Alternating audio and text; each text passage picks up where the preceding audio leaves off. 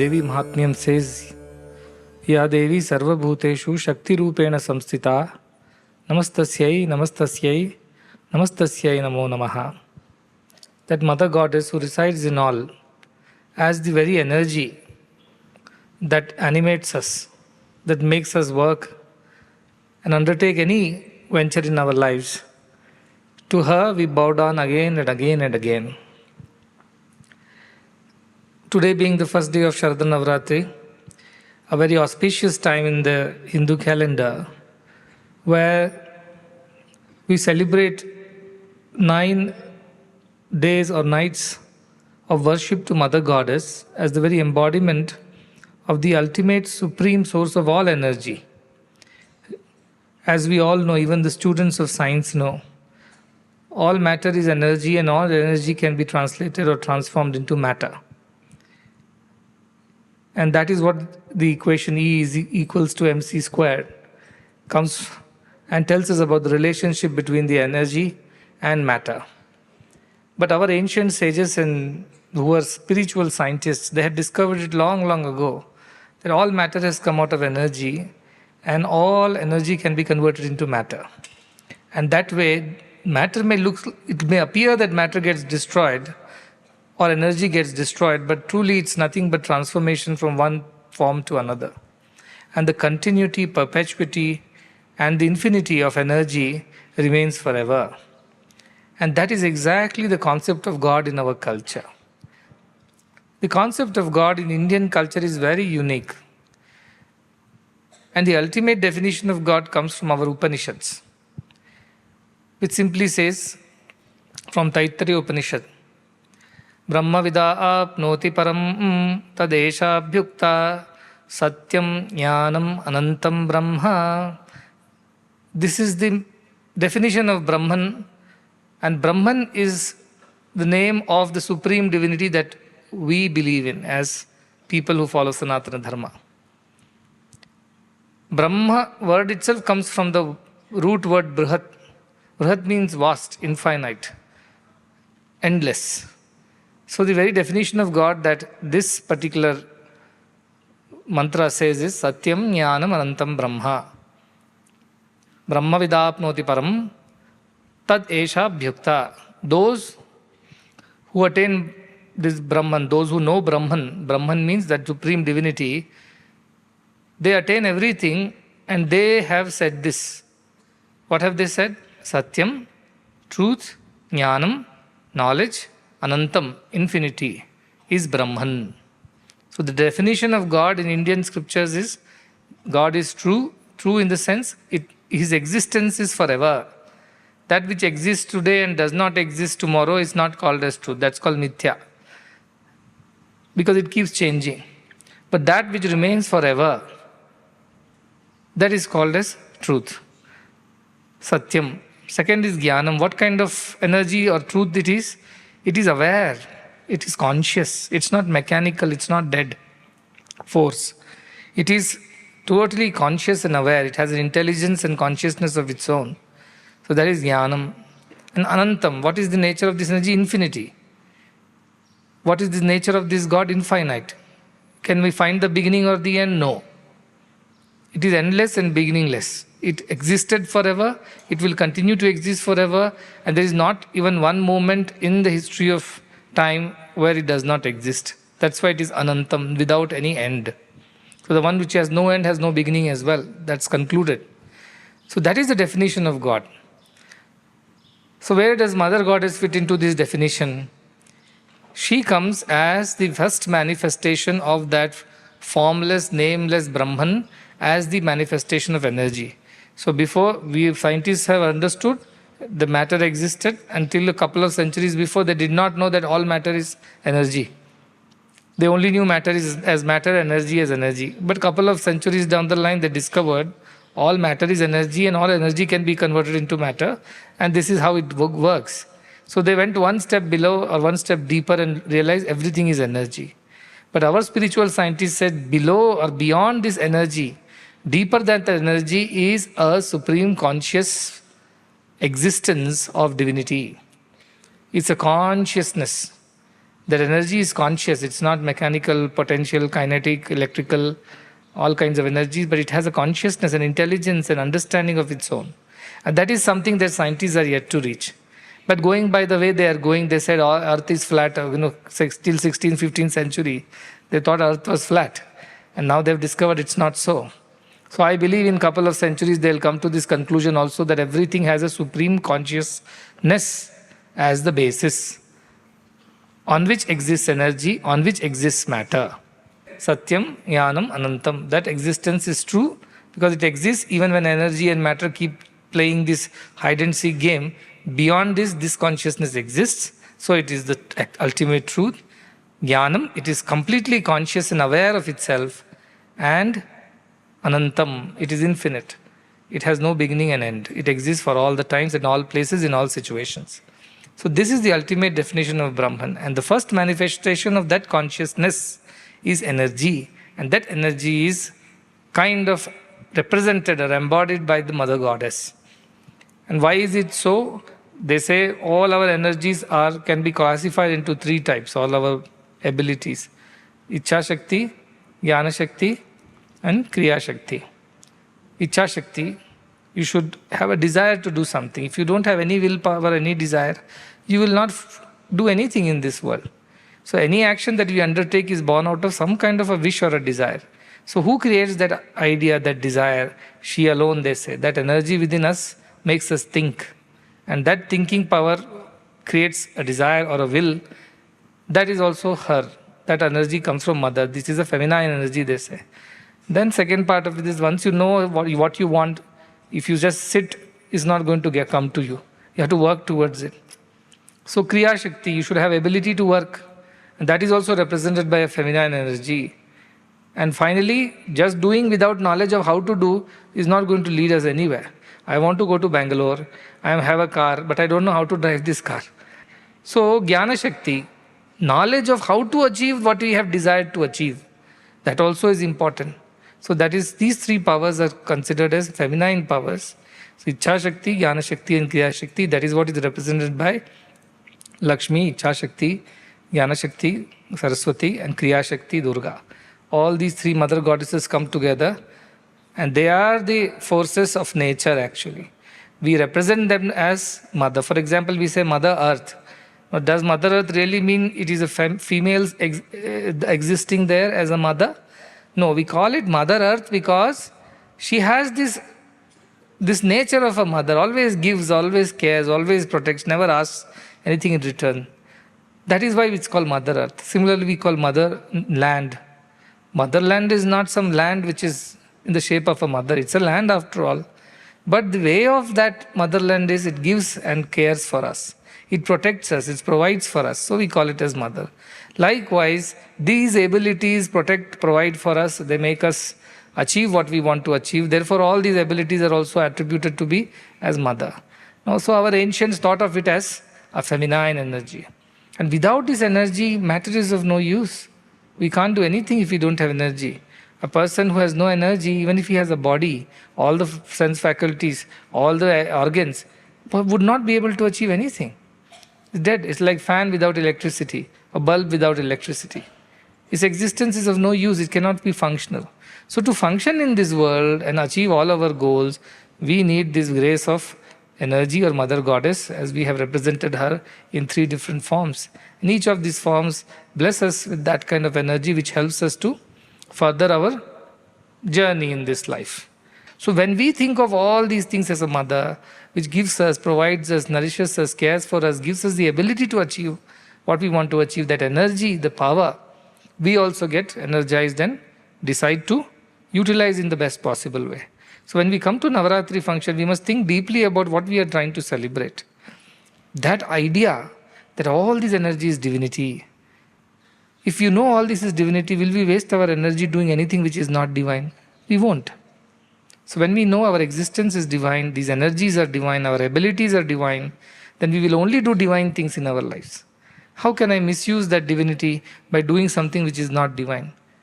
Because I worship that divinity, because I appreciate, I respect that divinity, I will do only the right things. So these festivals kind of realign us. They bring back this idea that we are divine. And therefore, everything that we think, speak, or act should be in a divine way. So these mothers are there to bless us, provided we utilize whatever they have given us in the proper way. Misusing it will only make her deny her grace to us. So that is the idea of this mother goddess. And all energy, as you know, converted into matter. So the consciousness, as we began the story, is known as Shiva. Shiva means that which is not that is not physically there, but that which exists as the substratum. That's called Shiva. And also that which is auspicious. But just existence is of no use, so it converts into energy, that is Shakti. And the whole world is nothing but manifestation of Shiva Shakti. So that is how the universe comes into existence. Upanishads describe in great details, for that is for some other day. But the significance of Navaratri is this. All throughout the year we have to work. We have to work to fill our bellies, we have to work to get a job, we have to work to study. We have to work for everything. We must work in the right way, with the right knowledge, and with the right goal in mind. With the wrong goal also we can work. It won't be of good use. With the wrong goal we can have right knowledge, but it's also of no use. All have to be positive. Positive thoughts, that is positive desire, positive knowledge, and positive actions. This combination is nothing but Navaratri. Some children ask me these questions. All these fire we light in the Yajna Kunda, and all that ghee is going into that. If I had got it for my rice today, my meal would have been tastier. But it seems like you're burning all that ghee in fire. What are we going to get out of it? You're burning clothes in fire. You're putting all kinds of laddus and dry fruits and all kinds of things into fire. All that looks so tasty. Why are we doing that is the question they ask. And many people ask that. These are all superstition, some kind of orthodox rituals. But there's a great deep significance in what we are doing. You know, fire is energy again. That's one kind of energy. All the matter is also energy. So when this matter goes into fire, all the matter is turned into energy. And what is goddess's true form? She's energy. So she only accepts energy. So when we put all the matter into fire and turn that into energy, that energy becomes one with the mother's energy. And also it is a way of paying our gratitude to these gods. See, all the grains that we offered, how does that grain grow? Soil is good, water is there, good sunlight is there, weather is there. All things have come together, the seasons should happen. Then we get our food. So once we get that food, we are completely aware that this is not just because we worked and grew the crop. It's because of so many factors, indirect and direct, which has helped us to get our food. So whatever you have offered, with be it ghee, which has come from the cows which grow eating the grass, that grass grows when soil is good, there is rain and things like that. So again you go back to the same natural forces. We grow our grains, our crops, which we offer into the fire. Again, that grows because of the 5 elements that are again forces of nature. Again, energy at play. You think of the clothes that we are wearing. Again, that has come from some cotton or something, which again has grown in some farm somewhere. Again, that has happened only because of the forces of nature. See, today climate change is such an issue. Crops are getting damaged and destroyed. Weather patterns are changing. People are going hungry because they are not able to grow enough food. And the climate change is causing so many other issues, like the heating of the Earth's atmosphere, melting of ice or glaciers, rising of sea levels. So many species are going extinct. So much damage is happening because we have taken all this for granted. But our rishis were not like that. They never took anything for granted. They were very conscious that we must be aware of the gifts that we have received, like clean air, sunlight, good soil, clean water, using all of which we are able to live a life. And therefore they wanted to show their gratitude in some way. And what did they do? They performed yajnas because they had the scientific reason that all divinity is existing as energy in this universe. I want to give this to divinity. Like some of these children are there, Sometimes they save some little money from their pocket money. They want to give it to me. What should I do with the pocket money? Use it for the hospital, use it for the schools and things like that. The value of the money is not important, but the thought is important to me. That the child thought about somebody or thought about me. Sometimes devotees want to give something to me. You may need it. They thought about me. That pleases the divinity. So when you think about God, oh God, because of your grace and love, because of your benediction and blessings, all this universe is working, all seasons are happening, climate is good, soil is good, rains are coming, and my crop has grown well, I have made a good harvest. All that I have is all because of the grace of all these elements. I want to show my gratitude to you, but where do I find you? How do I reach it out to you? Do you exist in temple? Do you exist in mosques? Do you exist in churches and places of worship? How do you exist? How do you know it will reach you? And the only way I know is your energy, and if I turn it all into energy, all energy will merge with each other and somewhere it will reach you. And with that idea, we turned all matter, whatever grains, clothes, whatever we have, the jaggery, the dry fruits, general fruits, everything that we have offered, ghee, milk, all that is our offering into the fire, because fire will turn that into energy. And once that energy gets dissipated or released into the universe, it will merge with the energy of that divinity. With this idea, we have been continuously praying, worshipping as Indians for thousands of years. And those who really have read the scriptures and have understood rituals, they will understand how deep are these ideas. Forget anything else. Just the idea that you have to pay our gratitude to those forces of nature, the elements, the divinity that permeates everything because of which we live. These rituals have been made so that we offer these things to that divinity. So everything that we do, Krishna said, Yakaroshi, Yadashnasi, Yajyoshi, Dadasi, Yattapasyasi Gaunteya, Tat Kurushva Madarpanam. Do everything for my sake. Whatever you eat, whatever you wear, whatever you think, do, act, desire for, you give or take, let all this be done only for my sake. Then all our karma becomes karma yoga. Bhagavad Gita says, Ishtan bhogan hi vo deva dasyante yajna bhavita tair dattan apradayebhyo yo bhungte stena eva saha. Our scriptures call those people who take everything from everybody and give nothing in return, not even gratitude. They are called as thieves. You take all the facilities of the government, you earn your money using all the facilities, and then you don't want to pay your taxes. Why? Because you want to save that money. That tax evasion is theft. Like that, this God is giving us everything. All these elements are working for us, using which we are living a good life. At the end, we don't even have a sense of gratitude for them, and we don't even offer, even in thought, forget about in material terms.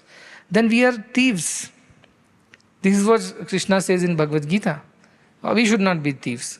At least some idea of gratitude should be there, and we offer that through these yajnams. Now, every day we cannot do yajnams. There are people who do Agnihotra every day, and every day they offer the gratitude. But minimum we can do is once in a while, when we can celebrate these festivals, remind ourselves of our responsibility and offer these things to God. God becomes very happy. God is like Father. Now, Father only gives you money. But on Father's birthday, using your own pocket money, you go and buy a gift and give it back to Father. Father, I bought you a watch. Oh, Father is delighted beyond measure. He's not going to ask you, is it not from the same money that you take from me every month as a pocket money? He's delighted that my son thought about me. Father gave to the son out of love and as a sense of duty for the son. But son thought of Father and showed his gratitude. Father is immensely pleased. Like that, God is immensely pleased when we think of God and offer whatever we can with gratitude. Gratitude is the reason why we do yajnam. No other reason. And when we do things with gratitude, next time Father what will happen? He'll become so happy with you. He will increase your pocket money. He'll say, my son, such a good son. Okay, from tomorrow onwards, your pocket money goes up by another 100 rupees. Out of joy, he will give you more. Not that we should give watch only to get extra pocket money. We should show our gratitude and love. So for gods also we show. Lalita is called Yajna Priya, Yajna Kartri, Yajamana Swarupini. Lalita Sahasranam says. You love yajnas, means you love these offerings of gratitude, Mother. Not just that, you are the doer of these also, because unless Father gave the pocket money, where will son get the watch from? So you are only the giver and doer of these yajnas. Because without that we could not. Yajamana Swarupini. For whose sake this yajna is being done? For your sake only. You love yajnas. You are only the doer of the yajnas. And you are the only one whose sake yajnas are being done. Everything is you, O Mother, Lalita Sahasranam. And what does she? Dharmadhara she is. She is the eternal flow of dharma. What is the right thing? What is that we ought to do? She is the one who does it for us. She embodies dhara. Means a continuous flow of dharma, not obstructed dharma. Monday you do good, Tuesday you forget everything and do bad. No, continuity of dharma. She continues that dharma by encouraging us to perform such things.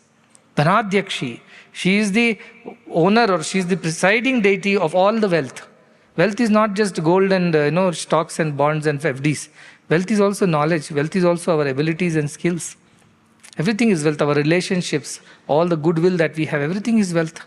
She presides over it, so she alone can bless. They say like that. And dhanadhanya vivardhini. When you do this for her, she increases it manifolds, all that we need. The mother blesses us and increases our need, whatever fulfillment of needs manifolds. And that force gets pleased with us because we have shown our gratitude to it, we have prayed to it, it immediately gives whatever is required. That's how it was always known to our people, that we don't exist by our own skills, abilities, knowledge and all like science says. No, we exist because of so many invisible forces of nature which are helping us do what we are doing. And one force is the energy which permeates and pervades everything. Without that, nothing is possible. And Mother is the embodiment of that energy. And we worship that energy in the form of Mother Goddess during Navaratri. And ultimately, when Rudra Homa will come, we will worship the substratum of all this energy as the supreme consciousness, that is Shiva. That is a masculine thought there. Because it does not generate anything. Consciousness stays. Shiva is steady. It does not move, does not generate. Shakti generates. Shakti produces. Shakti multiplies things. Like mother multiplies the progeny. Like mother gives birth. Therefore, energy has been classified as a feminine motherly force, and this consciousness has been classified as a fatherly existence. It's also gracious. It's also compassionate. But it does not bring forth new things like Shakti does. So these are the logics why they are classified as mother. Now feminists should not start off, Shiva is greater, Shakti is greater, nobody is greater. Shiva is nothing without Shakti. Shakti is nothing without Shiva. All existence is divine. And the idea is that live a life in a way that is in accordance with divinity. See, once you know that the only reason why you do anything, think or speak, is to please that divine. And divine is pleased when you have the sense of surrender and gratitude for divine. Then your life will be a very happy life. When we become ungrateful and we develop ingratitude for that divinity, all problems start in our lives from there. And that is the reason why I keep telling children, be grateful, be grateful. You may not know how many thousands have worked and helped you for whatever you're getting today. So many things are happening. One soldier at the border is protecting the country. Therefore, we are safely living inside. He is also contributing to my growth and education and whatever well-being. So also with the doctors who gave healthcare to me. I was born. Some doctor has assisted my mother to give birth to me and looked after me. I am grateful to that doctor. I am grateful for my teachers who have come and taught me every day, and because of which I have gained knowledge. I am grateful to my elders who have corrected me, shown me the right path whenever I went wrong. I am grateful to my friends and colleagues and brothers and sisters for being with me and helping me do things that I need to do. I am grateful to gurus who have shown us a spiritual path. I am grateful to the scriptures who are always there to give us the right answer for all our questions. I am grateful to the governments who are running this country. I'm grateful to everybody. The maid servant who comes and cleans. I'm grateful to the cook who cooks my breakfast every day. I'm grateful to the gatekeeper who stands at the gate and mans the gate and protects this campus. I'm grateful to the gardener. I'm grateful to everyone who is some way or the other contributing to my life. How much more grateful I should be to God, who, not being seen at all, doesn't ask us anything in return, yet silently helps us because of all these natural forces. I should be grateful. So the idea of God is not a human being sitting up in the heaven, noting down all your mistakes and good deeds and keeping an account of everything and finally punishing you or rewarding you. That is not the God that Sanathana Dharma thinks of. In Puranas, there are some mentions like this. Puranas came much later. The original idea of God was supreme consciousness that permeates and pervades everything, which gives birth to, or which transforms into energy, which further transforms into matter. But this supreme consciousness, which is underlying all these existences, does not diminish or disappear. It always is. Our bodies come and go, thoughts come and go, emotions come and go, our situations come and go. Even all the matter and energy comes and goes, but that one supreme consciousness remains always. It is the same in all of us. Tomorrow I'll talk about the nature of that supreme consciousness. How does it exist in all of us? What is this nature of Brahman? And this Brahman is not Brahma Prajapati, Brahma, Vishnu, Shiva. Don't get confused. Brahman is a separate term. Brahma or Brahman is a separate term which is denoting that supreme consciousness which has no name and form.